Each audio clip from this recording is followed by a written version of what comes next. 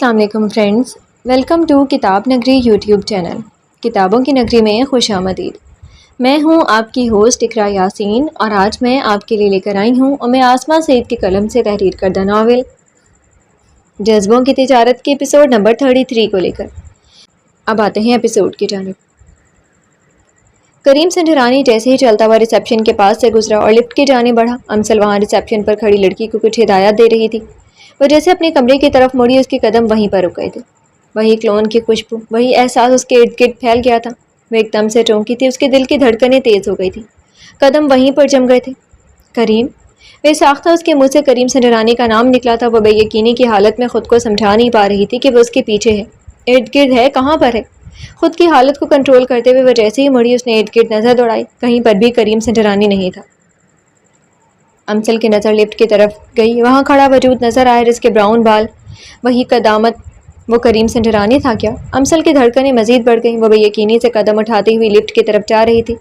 Lift کے پاس پہنچتی اس نے گہرا سانس لیا۔ ایک شور مچ رہا تھا اس کے اندر۔ اس نے دھیمی سی آواز میں سامنے کھڑے وجود کو پکارا جس کی پشت اس کی طرف تھی۔ وہ فون کان سے لگائے کھڑا تھا۔ امسل کی آواز پر وہ جیسے ہی مڑا، امسل کا سانس رک گئی تھی، دل کی دھڑکنیں جیسے تھم گئی تھی۔ جی کیا بات ہے؟ اس آدمی نے مڑ کر امسل کی طرف دیکھا اور امسل کا وجود برف کے مانند سرد پڑ چکا تھا۔ ایک امید دل میں جاگی تھی اور وہ اسی وقت ٹوٹ گئی تھی۔ وہ کریم سنجرانی نہیں تھا، وہ کوئی اور تھا، لیکن یہ وہ خوشبو ابھی تک اس کے ارد گرد پھیلی تھی، وہی کلون کی خوشبو جو اسے ہمیشہ ہی ڈسٹرب کرتی تھی، جو اس کے حواسوں پر سوار رہتی تھی، جس کو محسوس کر کے وہ اپنی دنیا جہان کو بلائے بیٹھی تھی۔ I'm sorry۔ امسل نے اپنے دل کی تیز دھڑکنوں کے ساتھ اس آدمی سے ایکسکیوز کیا اور الٹے قدم اٹھاتی ہوئی وہ تیزی سے اپنے کمرے کی طرف بڑھ گئی تھی، لیکن کریم سنجرانی کی کلون کی خوشبو ہر طرف پھیلی ہوئی تھی، لیکن وہ وہاں پر موجود نہیں تھا جو اس کے دل کا مکین تھا۔ کریم سنجرانی امسل کے پہنچنے سے پہلے لفٹ میں چلا گیا تھا۔ اب وہ شہاب سلطان کے آفس میں ٹانگ پر ٹانگ رکھے کرسی پر بیٹھا ہوا تھا، اور شہاب سلطان کریم سنجرانی کے یوں آفس میں آنے سے پہلے تو تھوڑا ڈسٹرب ہوا، لیکن اس نے اپنے چہرے پر حیرت نہیں آنے دی۔ خیریت، آپ ہمارے آفس میں آئیں؟ کوئی چھوٹا کام تو ہوگا نہیں، کوئی کام بڑا ہی ہوگا۔ شہاب سلطان نے اب دونوں کوہنیاں ٹیبل پر جمائے کریم کی طرف دیکھا۔ تو کیا میں بغیر کام کے یہاں پہ نہیں آ سکتا؟ شاید تم بھول گئے ہو کہ اس عمارت کی بنیاد ہم دونوں نے رکھی تھی۔ جو بھی حالات بنے، جو بھی ہوا، ہم لوگ اپنے اپنے راستے پر نکل گئے، لیکن اس کا یہ مطلب نہیں ہے کہ ہمارے درمیان جو رشتہ ہے وہ میں بھول جاؤں۔ کریم سنجرانی نے شہاب سلطان کی آنکھوں میں کچھ ڈھونڈنے کی کوشش کی جو وہ یہاں پہ ڈھونڈنے کے لیے آیا تھا، لیکن اسے نہیں پتا تھا کہ اس کے دل کا سکون اسی بلڈنگ میں موجود ہے، لیکن اس کی آنکھوں سے اوجھل ہے۔ رشتے کی تو بات ہے ہی نہ کریں آپ کریم۔ اگر آپ مجھے رشتے میں اپنا سوتیلا نہیں سگا بھائی سمجھتے تو کبھی بھی اٹلی میں میرے کام کو بند نہ کرواتے۔ شہاب سلطان نے شکوہ بھرے لہجے میں کہتے ہوئے کریم کی طرف دیکھا۔ تمہیں کیا لگتا ہے کہ میں نے کسی دشمنی میں آ کر اور تمہیں نیچے دکھانے کے لیے تمہارے اٹلی میں کام بند کروایا تھا؟ کریم کی بات پر شہاب سلطان کے چہرے پر طنزیہ مسکراہٹ آئی۔ نہیں کریم صاحب، آپ نے دشمنی میں نہیں، آپ نے تو مجھے گفٹ میں یہ سب کچھ دیا، مجھے سرپرائز دینے کے لیے، اور میں ابھی تک اس سرپرائز کو ہضم نہیں کر پا رہا۔ آپ کو پتہ ہے کہ آپ کے سرپرائز سے میرا کتنا نقصان ہوا ہے؟ شہاب سلطان بھی کہاں پیچھے رہنے والا تھا، اسے بھی طنز کے تیر چلانے آتے تھے۔ شہاب سلطان کی بات سن کر کریم سنجرانی کے چہرے کو ہلکی سی مسکراہٹ نیچ ہوا۔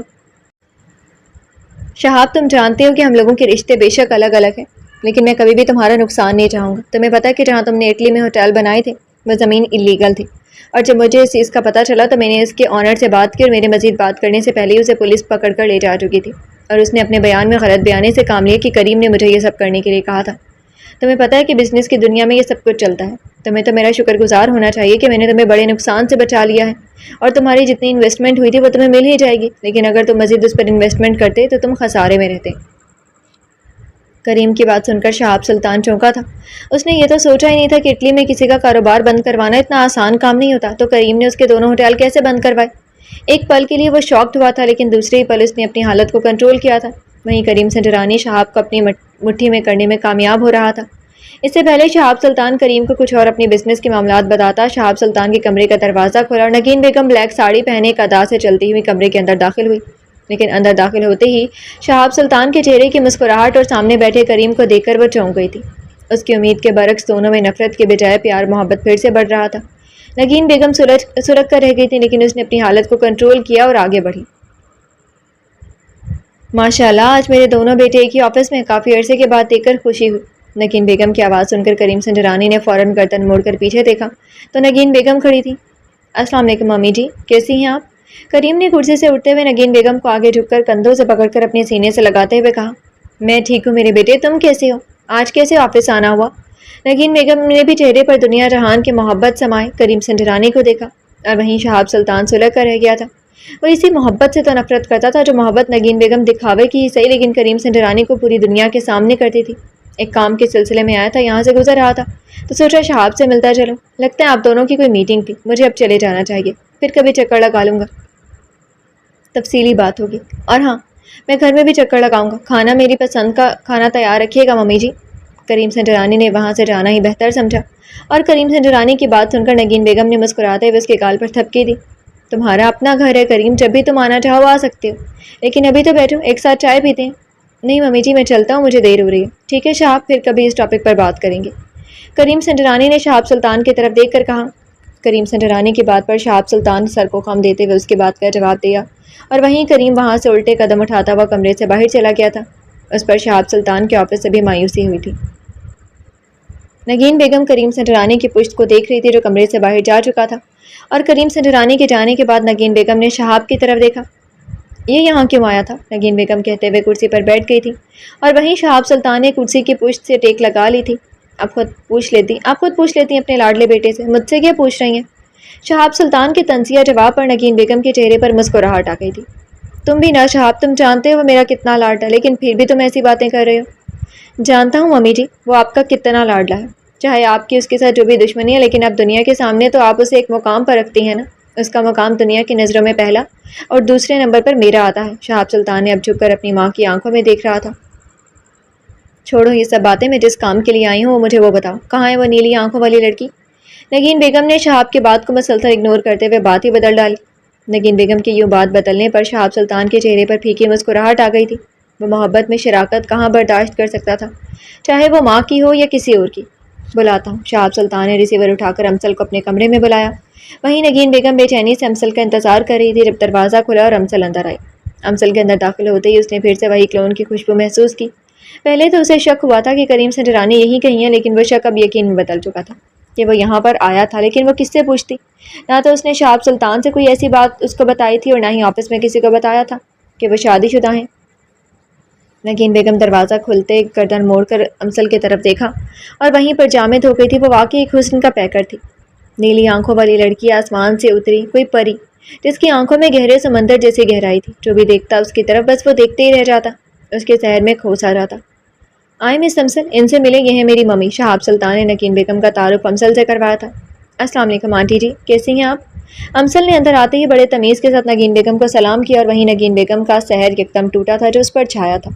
वालेकुम अस्सलाम, माशाल्लाह।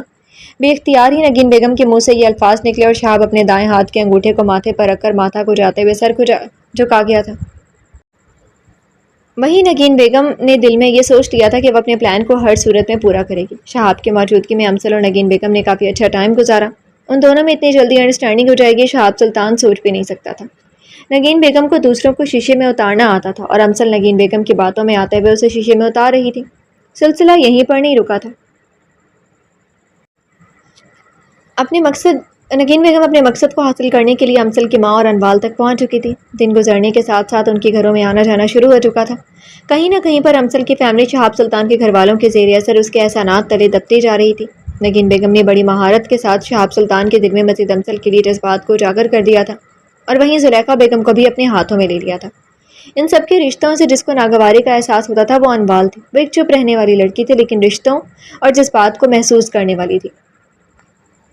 उसको नगीन बेगम की मीठी बातों से कराहियत महसूस होती थी। नगीन बेगम जब भी घर आती अनवाल हमेशा अपने कमरे में ही रहती। अमसल और जुलेखा बेगम वो दोनों बैठकर ढेरों बातें करते। इस पूरे सिलसिले में अमसल ये भूल चुकी थी कि वो यहाँ पर किस मकसद के लिए रुकी हुई थी। उसने जल्द से जल्द पाकिस्तान से जाना था। दिन रात मेहनत करके उसने शहाब सुल्तान के ऑफिस में अपना एक मुकाम बना लिया था और वहीं शहाब सुल्तान ने अपने दिल में उसको एक बहुत ऊंचे मुकाम पर रख लिया था। घंटे दिनों में गुजर गए और अरीबा और हारिब का निकाह हो गया और साथ में हुरैन और आफाक की मंगनी भी हो गई थी। करीम संजरानी ने दोनों के फंक्शन में अपने दिल की उदासी को छुपाकर बड़ी खुशदिली से शामिल हुआ था।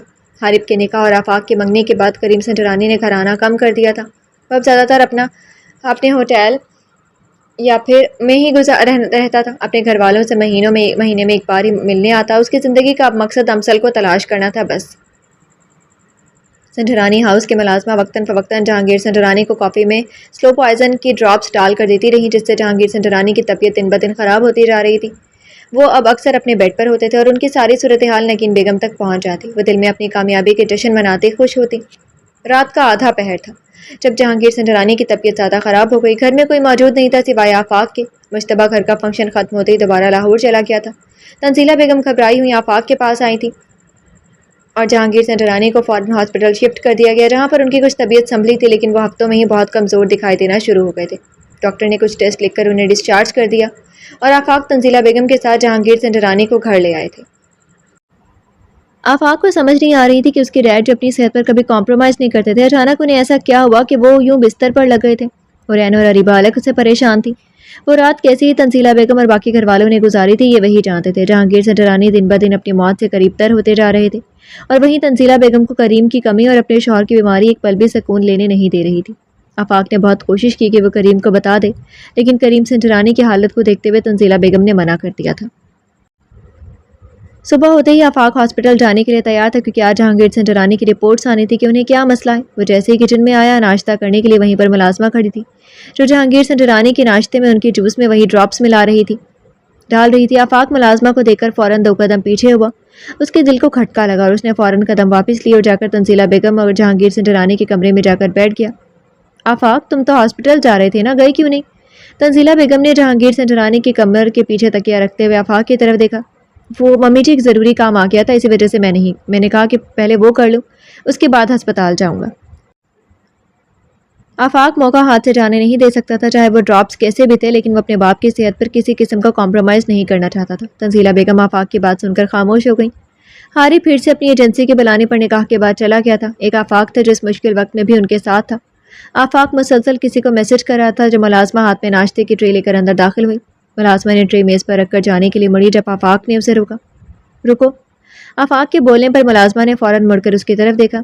جی صاحب جی، ملازمہ نے بڑے اعتماد کے ساتھ آفاق کو جواب دیا. وہیں تنزیلہ بیگم نے آفاق کی طرف دیکھا کہ شاید کچھ چاہیے اس لیے ملازمہ کو روکا. جہانگیر سنڈرانی کی آنکھوں کی گرد چھائے سے ہلکے اور کمزور چہرے کے ساتھ آفاق کی طرف دیکھ رہے تھے. یہ جوس کا گلاس پکڑ کے لانا میرے پاس. آفاق نے جیسے ہی جوس کا گلاس کہا ملازمہ کے پسینے چھوٹ گئے تھے. اس نے گھبراہٹ کے ساتھ مڑ کر اور کپکپاتے ہاتھ کے ساتھ جوس کا گلاس پکڑا. تنزیلہ بیگم پریشان تھی کہ یہ آفاق کیا کر رہا ہے. جوس منگوانا ہی تھا تو ملازمہ کو مزید کہہ دیتا. یہ جہانگیر سنڈرانی کے ناشتے کی ٹرے میں سے جوس کا گلاس کیوں لے رہا ہے؟ ملازمہ جوس کا گلاس لے کر آفاق کے پاس پہنچی. پیو اسے.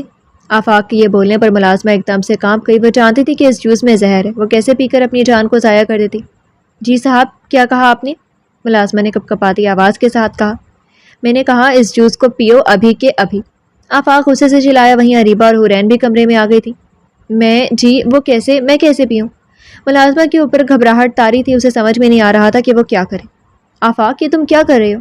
اس کو جوس پینے کا کیوں کہہ رہے ہو؟ تنزیلہ بیگم ایک دم سے اٹھی اور جہانگیر سنڈرانی جو اپنے ہوش و حواس میں نہیں تھے وہ بس کبھی آفاق کی طرف دیکھتے اور کبھی اس ملازمہ کی طرف. ممی آپ بیچ میں نہ بولیں، ابھی دودھ کا دودھ اور پانی کا پانی ہو جائے گا، آفاق نے کہتے ہوئے اپنے موبائل سے کال ملائی. ٹھیک ہے اندر بھیج دو سب کو. آفاق کے کہنے پر 4 پولیس والے اور ساتھ 2 لیڈیز پولیس اندر داخل ہوئیں. پولیس کو دیکھتے ہی ملازمہ کے ہاتھ سے جوس کا گلاس نیچے گر پڑا اور وہیں تنزیلہ بیگم کا ہاتھ منہ پر گیا. یہ کیا ملازمہ جہانگیر سنڈرانی کو زہر دے رہی تھی. آفاق نے ملازمہ کی طرف دیکھا. اس کی غصے سے رگیں پھول رہی تھی. اس کے چہرے کا رنگ سرخ ہو رہا تھا. وہ سمجھ ہی نہیں پایا تھا کہ اس دن نگین بیگم اور ملازمہ میں کیا باتیں ہو رہی تھی، لیکن اب وہ بغیر کسی ثبوت کے نگین بیگم پر ہاتھ نہیں ڈال سکتا تھا. انسپکٹر صاحب لے جائیں اسے اور سب کو چگلوائیں جب تک کہ یہ نہ بولے کہ اس کی کھال ادھیڑ دیجیے گا. آفاق نے غصے سے چیخ کر کہا. وہیں حورین نے اریبہ کا ہاتھ مضبوطی سے پکڑا. آج حورین نے آفاق کا یہ روپ پہلی بار دیکھا تھا. ملازمہ کی آنکھوں سے آنسو جاری ہو گئے. وہ نہیں جانتی تھی اس کا انجام اتنا برا ہوگا. تو لیڈیز پولیس آگے آئیں اور ملازمہ کو ہتھکڑی لگا کر لے گئی تھی. تنزیلہ بیگم نے روتے ہوئے آفاق کی طرف دیکھا اور جہانگیر سنڈرانی کی آنکھوں میں نمی آ گئی. آفاق نے آج بیٹوں سے بڑھ کر کیا تھا، اس کی جان بچائی تھی. وہ جتنا خدا کا شکر ادا کرتے اتنا ہی کم تھا. پولیس ملازمہ کو لے کر جا چکی تھی اور آفاق وہیں سر پکڑ کر بیٹھ گیا تھا. اب اس سے آگے کیا کرنا تھا صرف وہی جانتا تھا. اس نے فوراً ایمبولینس کو کال کی اور جہانگیر سنڈرانی کو ہسپتال شفٹ کر دیا گیا تھا کیونکہ وہ جانتا تھا کہ وہ کوئی بھی زہر ہو سکتا ہے یا کچھ بھی ایسی میڈیسن ہو سکتی ہے اور اس کا جتنی جلدی توڑ ہو سکے اس کو کروانا تھا اور اپنے ڈیڈ کو پھر سے ٹھیک کرنا تھا. آفاق جہانگیر سنجرانی کو لے کر ڈاکٹر کے پاس ہسپتال چلے گئے تھے. وہاں ان کی رپورٹس بھی آ گئی تھی اور وہاں سے پتہ چلا کہ ان کے خون کے اندر زہر شامل کیا جا رہا تھا. اگر اب بھی اس زہر کی نشاندہی نہ ہوتی تو شاید اس زہر کے مزید 2 سے 3 ڈوز لینے سے وہ اپنی جان سے ہاتھ دھو بیٹھتے. ڈاکٹر نے جہانگیر سنجرانی کو زہر کے توڑ کے لیے میڈیسن دی اور تمام ہدایت دی. جہانگیر سنجرانی نے آفاق کو اشارے سے اپنی طرف بلایا اور آفاق جیسے ہی ان کے پاس پہنچا انہوں نے آگے بڑھ کر اس کو اپنے گلے سے لگا لیا تھا. تم نے میرے بیٹے سے بڑھ کر میرا ساتھ دیا. میں کبھی بھی تمہارے اس احسان کو بھول نہیں سکتا. جہانگیر سنجرانی کی بات سن کر آفاق کی آنکھیں نم ہو گئی تھیں.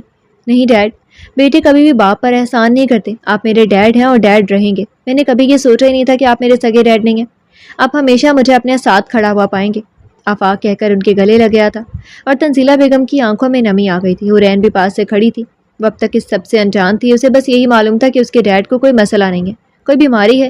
آفاق نے اسے یہی سمجھایا تھا کہ وہ اس بیماری سے ٹھیک ہو جائیں گے اور وہ اس کے ڈیڈ کو ٹھیک کر دے گا، اور اس نے کیا بھی ایسا تھا. اس نے جہانگیر سنجرانی کو موت کے منہ سے بچا لیا تھا. ہاسپٹل سے واپسی پر آفاق کو پولیس اسٹیشن سے کال ریسیو ہوئی. کال کو سنتے ہی آفاق شاکڈ میں آ گیا تھا. تنزیلہ بیگم نے آفاق کی طرف دیکھا.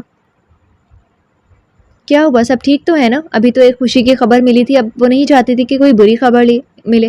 ممی جی، اس ملازمہ نے تھانے میں ہی خودکشی کر لی. آفاق کے انکشاف پر تنزیلہ بیگم سرد آہ بھر کر رہ گئی تھی.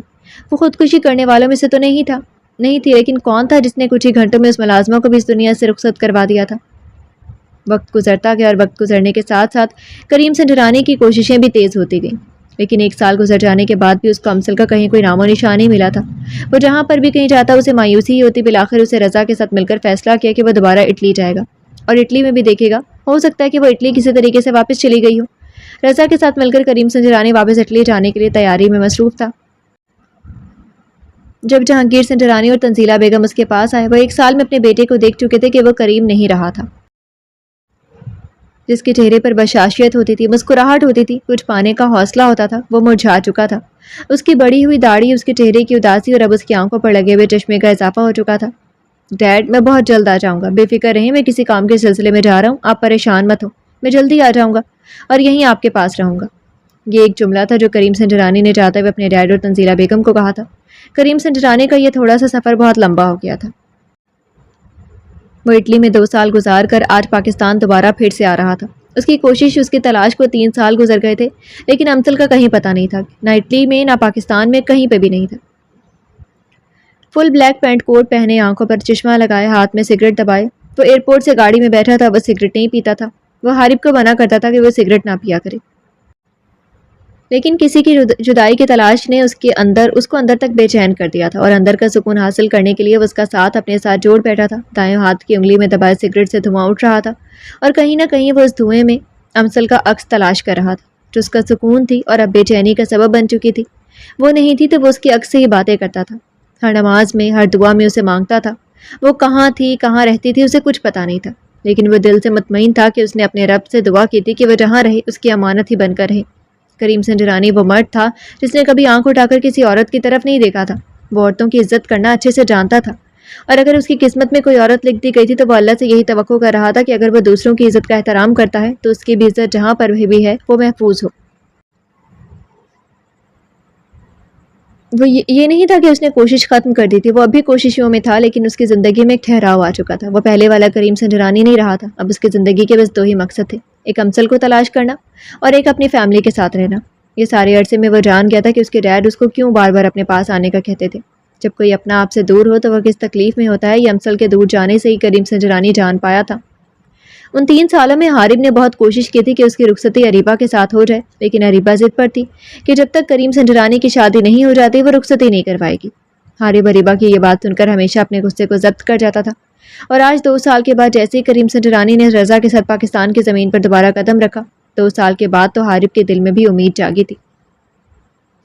سنجرانی ہاؤس کا گیٹ کراس کرتے ہی گاڑی پورچ میں رکی اور کریم سنجرانی باہر نکلا. اس نے ایک نظر اٹھا کر اس محل کو دیکھا جس کے اندر ہمیشہ اس کی کمی رہی تھی، جس کے گھر والوں کو اس کی ہمیشہ کمی رہی تھی، اور آج بس بہت کچھ سوچ کر دوبارہ لوٹا تھا. اور اگر وہ وہاں نہیں تھی تو یہاں تو اس کا احساس تو تھا. وہ قدم قدم چلتا ہوا گھر کے اندر داخل ہوا تھا جہاں پر جہانگیر سنجرانی بیٹھے ہوئے تھے. جی تو ڈیئر لسنرز، کیسی لگی آپ کو آج کے ایپیسوڈ؟ کمنٹ سیکشن میں ضرور بتائیے گا. پھر حاضر ہوں گے ناول کے نیکسٹ ایپیسوڈ کے ساتھ. تب تک کے لیے اجازت دیجیے. شکریہ. اللہ حافظ.